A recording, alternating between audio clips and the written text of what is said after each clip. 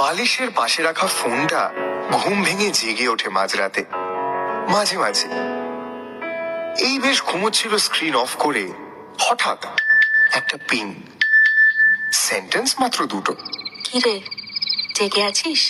ব্যাস, আজ কম করে 6 ঘন্টা ঘুমোতেই হবে, কাল সকাল 7টার অ্যালার্ম, সবকিছু ক্যান্সেল।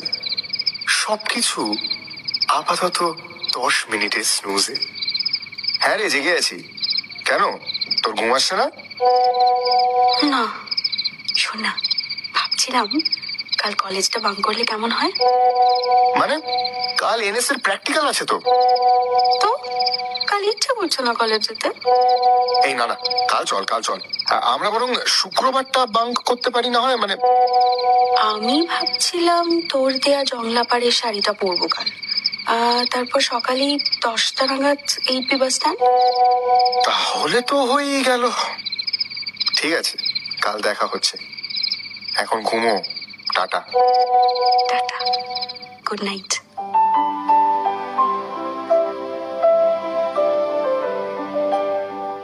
মাঝরাতের এই পিংগুলো হঠাৎ পাওয়া রেইনি ডে এর মতো।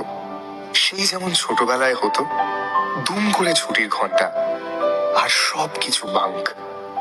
পরের দিনের জন্য মোবাইলে রাখা একটার পর একটা to do list bunk, class bunk, প্যানে পৃথিবীও বাঙ্ক। সমস্ত হিসেব, সমস্ত প্ল্যান বানচাল করে সকাল সকাল বাস স্টপে মিট করে নেওয়া, তারপর সোজা নো ম্যানস ল্যান্ডে। সঙ্গে 5 টাকার ঝালমুড়ি বা 10 টাকার আলু চিপস। হাত ছুঁয়ে থাকা কিছু মুহূর্তেরা, যাদের সময় কাটানো হয়নি অনেক দিন একসাথে।